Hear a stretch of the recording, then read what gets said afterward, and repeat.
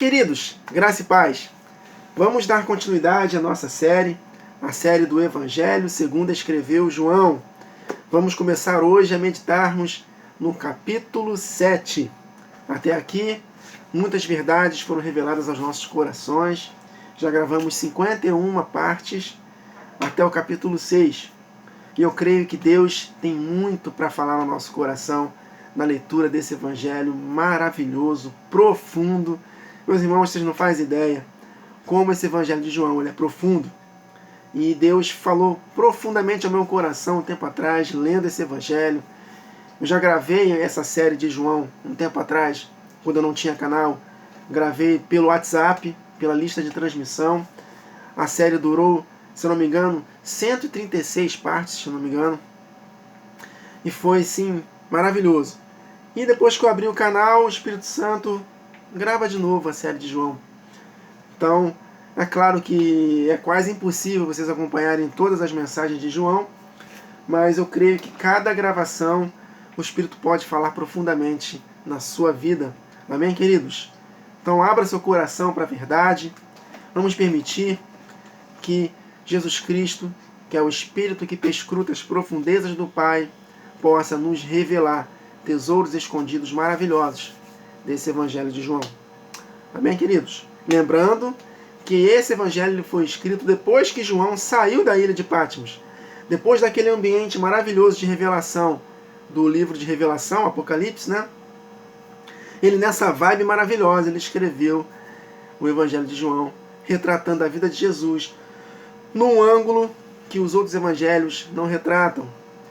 Conversas particulares do Senhor Jesus com pessoas que não estão relatadas nos outros evangelhos. Eu creio que foi o Espírito Santo que arquitetou a junção desses 4 evangelhos, e João veio para poder ser, se é que a gente pode dizer assim, a cereja do bolo.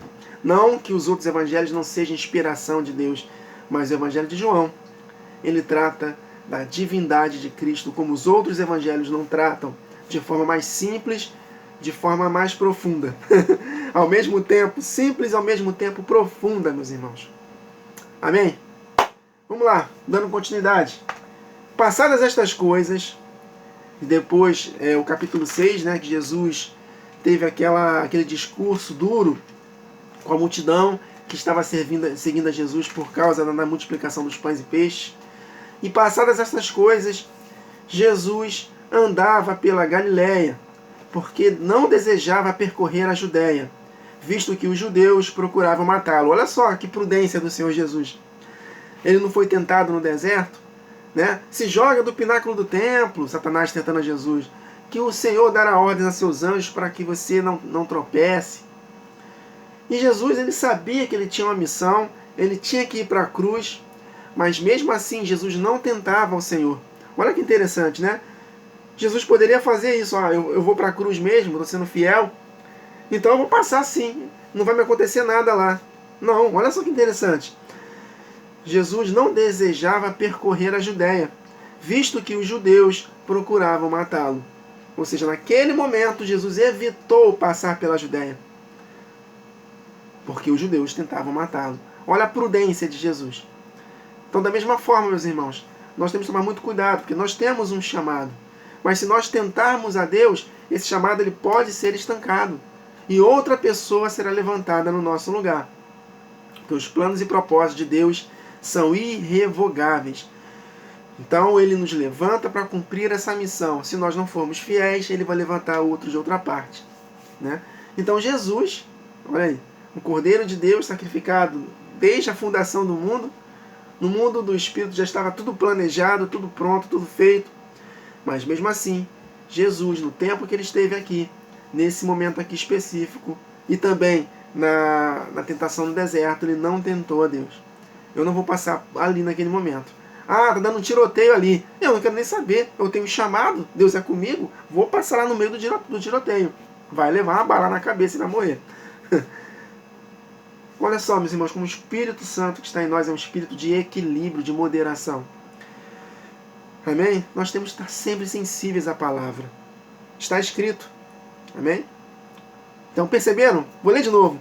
Passadas estas coisas, Jesus andava pela Galiléia, porque não desejava percorrer a Judéia, visto que os judeus procuravam matá-lo. Então ele não passou por lá, ele não tentou a Deus lá. Ele foi dirigido pelo Espírito do Pai a não passar ali. Irmãos, perdoa minha voz, estou com uma dor na garganta absurda. Amém? Mas vamos embora, vamos continuar gravando aqui. Eu tenho um propósito de colocar um vídeo por dia nesse canal. Tá bom? Vamos lá. Verso 2. Ora, a festa dos judeus, chamada Festa dos Tabernáculos, estava próxima. Olha só que dica maravilhosa. Festa dos Tabernáculos. Nós sabemos que profeticamente a Festa dos Tabernáculos nos remete ao milênio. Então Jesus, mais para frente, ele vai fazer um discurso maravilhoso sobre a fonte da água da vida, se referindo à Festa dos Tabernáculos. Então nós podemos tirar muitas revelações desse discurso de Jesus a partir do verso 37. Que ele fala, né, quem crê em mim, como diz a Escritura, no seu interior fluirão rios de água viva, na Festa dos Tabernáculos. E isso nos remete a Ezequiel 47. Lembra daquele texto? Que o Ezequiel ele foi levado pelo anjo a andar 1000 côvados, 2000 côvados, 3000 côvados, 4000 côvados naquelas águas profundas. Depois ele voltou para o outro lado da margem. Meus irmãos, de Ezequiel 40 até o 48, esses nove últimos capítulos de Ezequiel, eles nos falam de detalhes que vão acontecer no reino milenar. E algum vislumbre do que vai acontecer na Nova Jerusalém, que é após o reino milenar. Então é tremendo o livro de Ezequiel, do 40 ao 48. Esses 9 versículos nos ensinam muitas verdades. E Jesus menciona exatamente essas águas que estão escritas em Ezequiel 47. Mais para frente, nós vamos meditar mais acerca disso. Então a festa dos judeus, chamada de Festa dos Tabernáculos, estava próxima. Tabernáculos tipificam o milênio. Dirigiram-se, pois, a ele os seus irmãos e lhe disseram: deixa este lugar e vai para a Judéia, para que também os teus discípulos vejam as obras que fazes. Porque ninguém há que procure ser conhecido em público e contudo realiza os seus feitos em oculto. Se fazes estas coisas, manifesta-te ao mundo. Ou mais uma tentação. E Jesus ele foi tentado aí para os gregos também, queridos. Grécia era o palco principal do mundo na época. Porque antes de Roma subjugar a Grécia, Alexandre o Grande e seus 4 generais, eles helenizaram. Eu acho que helenizaram a palavra certa, né? Perdoe, irmãos. Helenizaram toda a cultura mundial. Tanto que o Novo Testamento foi escrito em grego. A língua oficial. Por causa do Império Grego, que dominou o mundo na época de Alexandre o Grande e dos seus 4 generais. Amém, queridos? Então, Jesus também foi tentado a ir para outros lugares. Pensou? Esse ministério maravilhoso de Jesus, de curas, sinais e maravilhas, esse ensino maravilhoso dele ir para a Grécia? Olha só que coisa maravilhosa. Mas o plano de Jesus não era para ir para os gentios, era para ir somente para as ovelhas perdidas da casa de Israel. Embora ele tenha conversado com os samaritanos, mas ali foi uma conversa profética.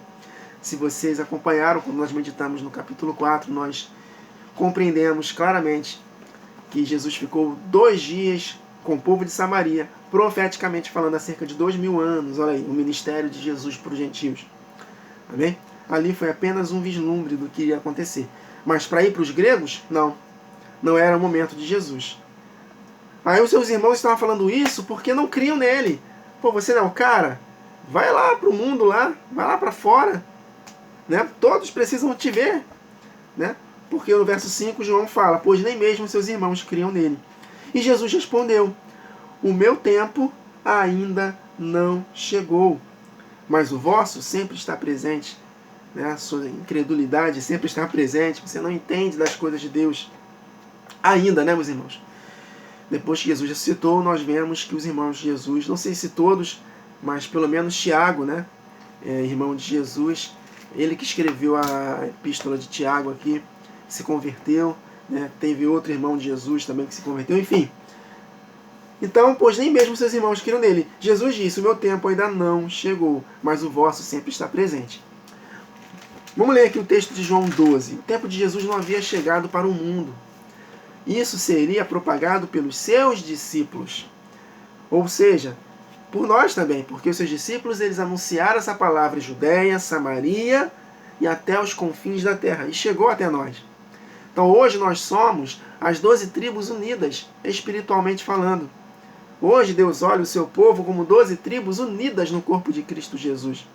E hoje nós temos a missão de anunciar o Evangelho a toda criatura. Nos 4 cantos da terra, esse Evangelho está aos poucos sendo anunciado. Amém, queridos? Através da igreja. Mas no ministério específico de Jesus, não. Olha só que coisa interessante. João 12, verso 20. Ora, entre os que subiram para adorar durante a festa, havia alguns gregos. Estes, pois, se dirigiram a Filipe, que era de Betsaida, na Galiléia, e lhe rogaram, Senhor, queremos ver Jesus. Filipe foi dizê-lo a André, e André e Filipe o comunicaram a Jesus. Agora olha a resposta de Jesus. Respondeu-lhe Jesus, é chegada a hora de ser glorificado o Filho do Homem. Olha a resposta de Jesus. Então Jesus ele precisava ser morto e glorificado para que a mensagem pudesse chegar aos gregos. Olha que interessante, né? Em verdade vos digo, verso 24, se o grão de trigo caindo na terra não morrer, ficará ele só. Ou seja, se eu fosse para a Grécia, o meu plano de morrer aqui em Israel não iria acontecer. Olha só que interessante. Então, eu ficaria só. Não, mas eu preciso morrer. Então, se morrer, produzirá muito fruto. Ou seja, através da morte e ressurreição de Jesus, nós brotamos da terra com Ele. Nós somos as primícias dessa obra de Cristo de Jesus na cruz do Calvário, queridos. Nós somos os dízimos. No Novo Testamento, o único significado de dízimo é a igreja, as primícias do Senhor. As primícias eram os dízimos. Amém, queridos? A 10ª parte da primeira colheita. Então, as primícias eram os dízimos. Então, nós somos os dízimos de Jesus. Abraão, quando ofereceu o dízimo para Melquisedeque, que era Jesus ali, né, uma teofania de Jesus Cristo ali, ele ofereceu dos despojos de guerra. E Jesus, na cruz do Calvário, em Colossenses 2, ele despojou os principados e potestades. Quem eram os despojos dos principados e potestades? Eu e você, aleluia. Então, esses dízimos dos despojos somos nós. Amém, queridos? Jacó ele não ofereceu o dízimo em vida. Tudo o que me deres, certamente lhe darei o dízimo. Mas ali era um contexto profético. Estava falando de semente. Jesus falou para Jacó, da sua semente. Quem é a semente de Jacó? Cristo Jesus. Cristo é a semente. E quem nasce em Cristo Jesus faz parte dessa semente. Cristo Jesus é as primícias e nós somos os frutos dessa primícia. Jesus Cristo é a cabeça, nós somos o corpo. Jesus Cristo é a pedra principal de esquina e nós somos partes desta pedra. Pedras desse templo, dessa construção. Da mesma forma, Jesus Cristo, ele foi um grão de trigo que caiu na terra, mas ele brotou, trazendo consigo não somente ele, mas muitos frutos que somos nós. Amém, queridos? Então, voltando para o texto aqui, Jesus ele precisava morrer para que os gregos fossem alcançados, todo mundo. Aí ele diz aqui, quem ama a sua vida vai perder, mas aquele que odeia a sua vida neste mundo, preservá-la para a vida eterna. Ou seja, Jesus foi tentado a não ir para a cruz. Se Jesus amasse a sua vida, ele teria desistido de ir para a cruz e ido para a Grécia. Mas ele ficaria só. Mas não. Ele precisava morrer na cruz, ressuscitar dentre os mortos no 3º dia. E aí sim, meus irmãos, sermos livres dos nossos pecados e termos a promessa da vida eterna. Porque Jesus venceu a morte e nós venceremos com Cristo na ocasião da sua volta para reinar com Ele na festa dos tabernáculos, no reino milenar. Amém? se formos qualificados para isso. Se não formos qualificados, mas andarmos em temor, se morrermos, ressuscitaremos só no final do milênio.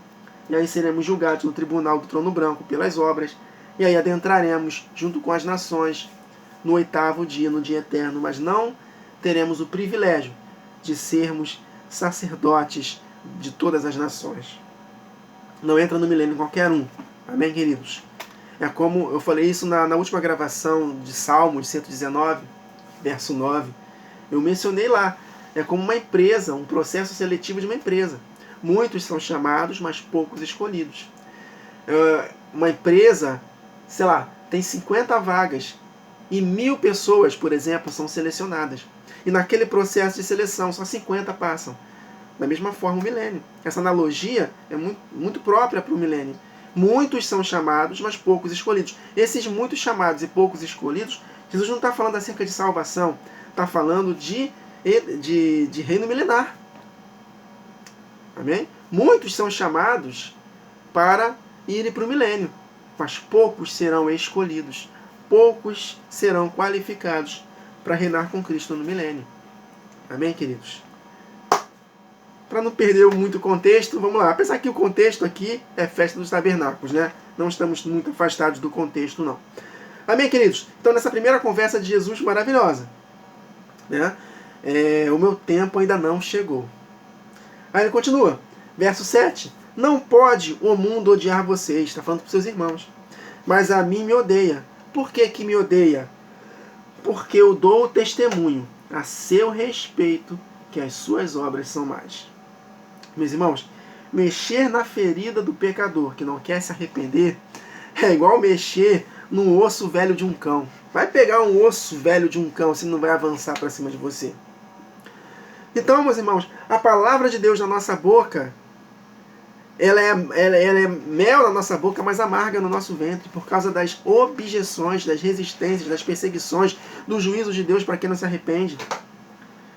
Porque, olha só, o mundo não pode nos amar, queridos. Eu tenho visto muitos pastores em que o mundo ama. Tem um pastor que tem o ministério do palhaço, né? Ministério do stand-up, que o mundo adora as mensagens dele. Mas tem alguma coisa errada, porque aqui no verso 7, o mundo não pode amar vocês. Pelo contrário, o mundo odeia. O mundo me odeia. Por quê? Porque eu dou testemunho a respeito que suas obras são más.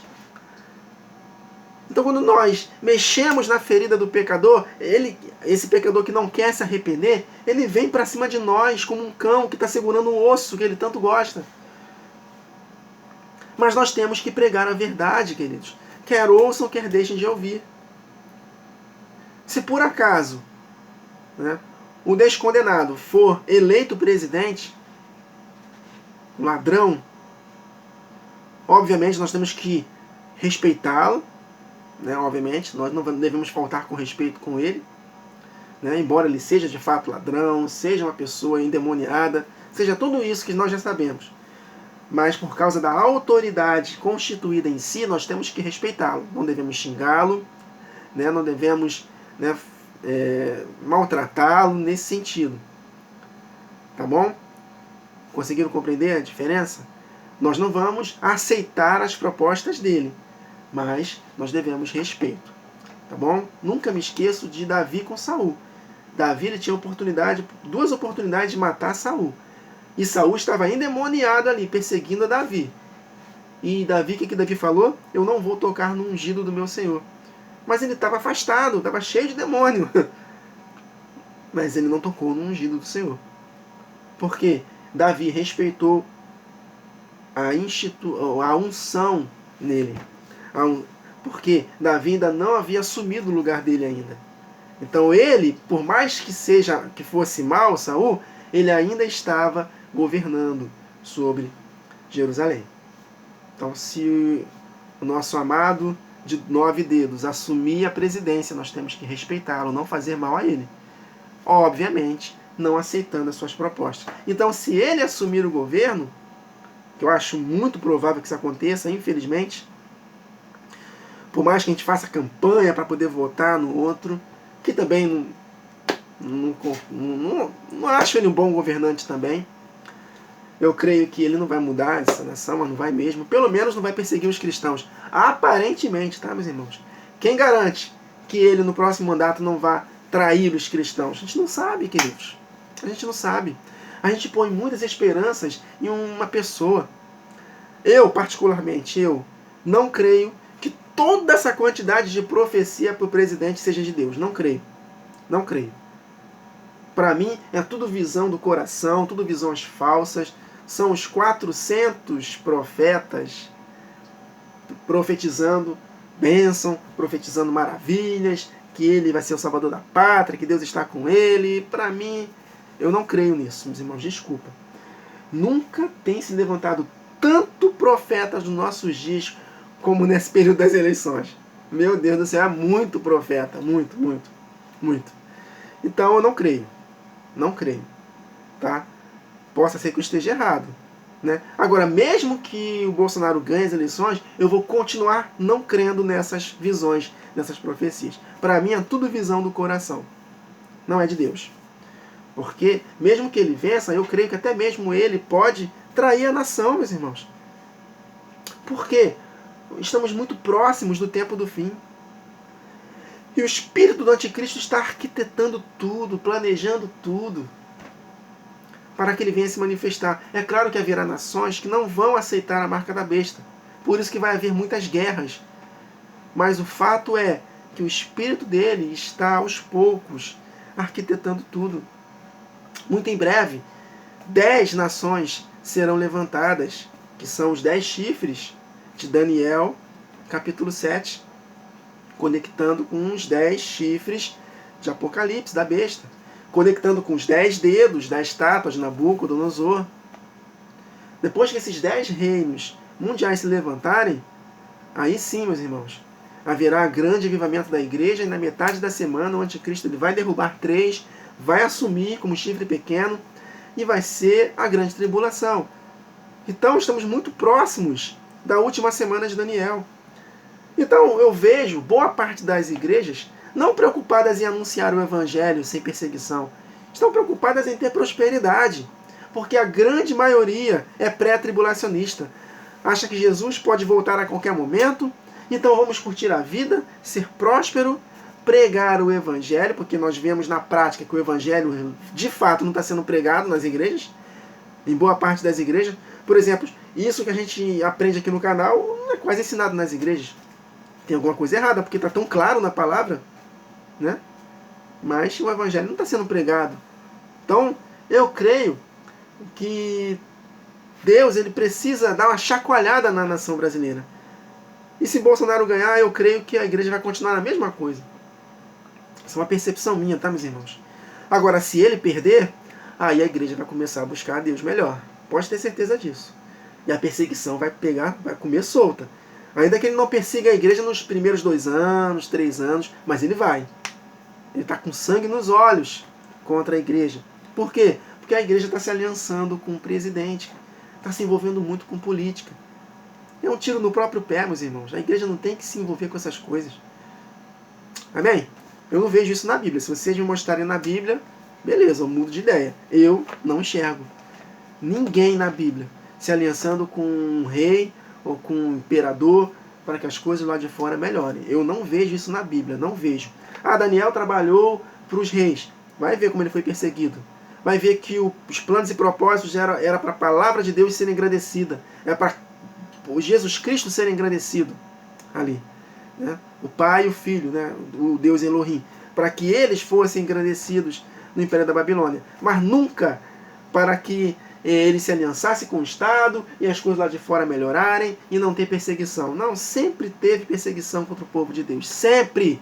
E não vai ser nesse tempo do fim que vai anteceder a volta de Jesus que não vai ter, queridos. Nós precisamos de perseguição. Eu te garanto, meus irmãos, eu te garanto que se houver perseguição aqui, a palavra de Deus não estará presa. O apóstolo Paulo, quando escreveu, se não me engano, para Filipos, ele disse lá, a palavra de Deus, eu estou preso, mas a palavra de Deus não está presa. Hoje, nós estamos livres e a palavra de Deus está presa. Não. Nós precisamos de uma perseguiçãozinha assim, para a palavra de Deus se expandir. Muitos vão até ser presos. Muitos serão até mortos. Mas a palavra de Deus vai continuar sendo propagada. Porque os momentos em que a palavra de Deus mais se destacou na história foi nos momentos de perseguição. Quando a igreja se uniu ao Estado, no século IV, com aqueles concílios ecumênicos, a palavra de Deus caiu em declínio. Época de mais de 1100 anos da Idade das Trevas que nós conhecemos. Mas antes disso, com perseguição, muitos irmãos morriam. Muitos eram presos, maltratados. Mas a palavra ela continuava sendo espalhada. Estevão, quando morreu, desencadeou-se uma grande perseguição contra a igreja. E muitos, e todos, melhor dizendo, exceto os apóstolos, se espalharam por outros lugares, queridos. A palavra de Deus ela nunca deixará de ser presa. Amém? A gente pode até não ter, daqui a 2, 3 anos, se o Lula Molusco assumir, eu estou falando isso agora porque ele não é presidente ainda, tá, meus irmãos? Quando ele for, respeito, tá? Então, quando ele assumir, se ele realmente assumir, daqui a uns 2, 3 anos, mesmo que ele feche as igrejas, a palavra de Deus vai ser anunciada. Nós teremos que continuar anunciando a palavra de Deus, custe o que custar. O mundo vai nos odiar cada vez mais. A esquerda vai nos odiar cada vez mais. Mas é aí que nós temos que continuar perseverantes em anunciar a palavra. Ainda que isso custe a nossa própria vida. Mas, através da nossa morte, outros vão ficar encorajados a continuar ensinando a palavra. Matam esses outros irmãos, prendem esses outros irmãos vão ser encorajados ainda mais a anunciar essa palavra. Em Atos, nós vimos lá os principais sacerdotes ordenando lá para Pedro, para os discípulos lá, não anunciarem o nome de Jesus. E Pedro falou, não, nunca, jamais deixaremos de falar daquilo que nós temos visto e ouvido. Levaram uma surra, saíram de lá felizes por se sentirem dignos de sofrerem afronta pelo nome de Jesus. E estava lá no dia seguinte, ou no mesmo dia, não lembro de cabeça, já estava novamente anunciando a palavra. Ninguém consegue impedir a gente, meus irmãos. Deus tem um plano e propósito para a nossa vida. Com perseguição, pela palavra, eu consigo compreender que com perseguição a igreja vai render muito mais. Então, se vier Bolsonaro, se vier Lula, nós vamos continuar pregando a palavra, custe o que custar. Os fiéis remanescentes, o fiel remanescente. Mas eu particularmente creio que se Bolsonaro ganhar, a igreja vai continuar na mesmice, vai continuar no sono, eu creio. Tá uma percepção minha, meus irmãos. Tá bom? Então é isso. Não planejei falar nada disso. Terminamos aqui no verso 7. Vamos ler o verso 8 e 9. Subi vós outros à festa, seus irmãos. Eu, por enquanto, não subo, porque o meu tempo ainda não está cumprido. Disse-lhe Jesus estas coisas e continuou na Galileia. Mais para frente, depois que seus irmãos subiram, Jesus foi, de fato, para a festa dos tabernáculos. Amém? Então, finalizamos aqui até o verso 9 de João 7. Na próxima gravação, se Deus permitir, nós daremos continuidade. Amém, queridos? Então é isso. Que nós possamos descansar o nosso coração em Deus e crer que seus planos e propósitos são irrevogáveis. E Ele conta conosco. Amém? Até a próxima gravação, queridos. Que o Senhor nos abençoe.